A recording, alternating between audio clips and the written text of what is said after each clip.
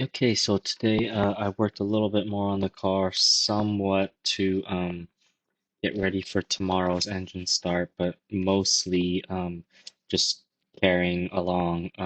So the probably the big ticket items this today were prepping the front wing to get adhered to the wing stays, and then fix the speed sensor.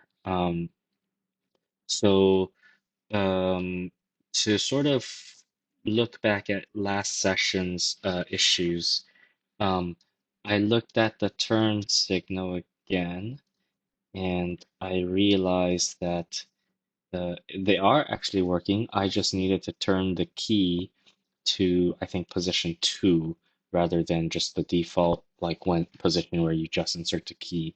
I think I was a little bit confused by the fact that as soon as the master battery switch is on, if your headlights are on, all the lights will just come on. So I just assumed that that meant the car was fully powered on. But no, you actually have to put it into, I think, the second position where you turn the key like you normally do when you crank the engine.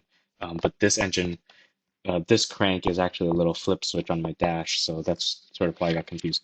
Once I got the key in the correct position, all of the turn signals worked. So that was a bit of a relief. The other thing today was I had forgotten to connect the fuel line yesterday.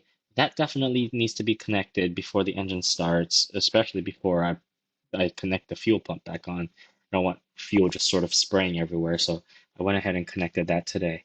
Um, then I looked at the underside of the wings. I was told to prep these by sanding down the wing stays down to the raw metal, and then also sanding down the underside of the wings for the paint down to the sort of the raw fiberglass so that um, the Sikaflex, the adhesive, will bond better with both sides. So um, the manual says to stick the wing stay 80 millimeters behind the front of the wing.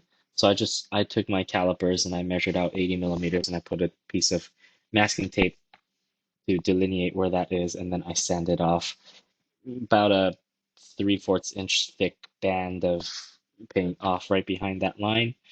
I haven't done the rear side yet. I probably will do that when I actually start trying to adhere the wing. And then the other thing was on the wing stay itself. I guess sandpaper would have just taken too long, so I used my Dremel to just sort of grind off the paint on the wing stays, just sort of where the wings would sit.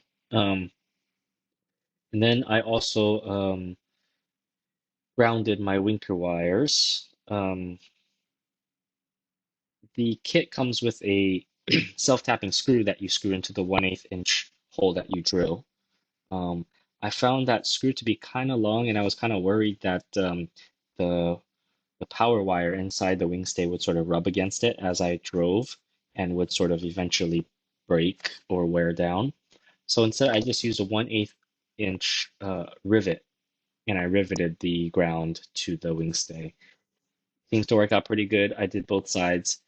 I turned the power back onto the car and I did the turn signals and both winkers work. So that's brilliant. And then the other thing I did was I needed to adjust the speed sensor. So I turned on the car today, and then I rotated the rear wheel and the speed sensor didn't notice anything.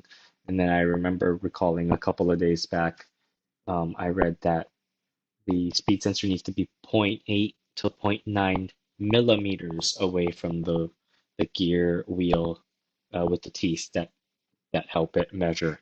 Um, if for some reason when I installed the speed sensor, I thought it was zero point 0.8 to zero point 0.9 inches. So I corrected that. I got it much more close. I tightened it up and then I rotated the wheel and I could see that the light on the speed sensor would go on when it could see a tooth. I spin it a little bit more. When the tooth passes, it goes off. That sort of indicates to me that the speed sensor is working. I also just took that chance and tested that the dashboard lights on the tack showed when handbrake was pulled, and that worked out as well. Um, I think that's it. Oh, actually, I did start looking at the well, so I did the trim on the other front wing, the passenger front wing. I didn't use any adhesive on either of them. I'm probably gonna just try to run with it like that for now. It's not the biggest deal if they sort of come off because I can get another piece. I'm not super sure if I'd like the look of the trim or I would rather have it off. The trim is sort of only really necessary in the UK for to pass their IVA test. In the US, we have no such test, and so this is sort of just whatever we prefer. So I didn't glue it yet. I may do it in the future. And then I also started looking at how the rear wing trim works, but I didn't get very far for that. So more on that next time.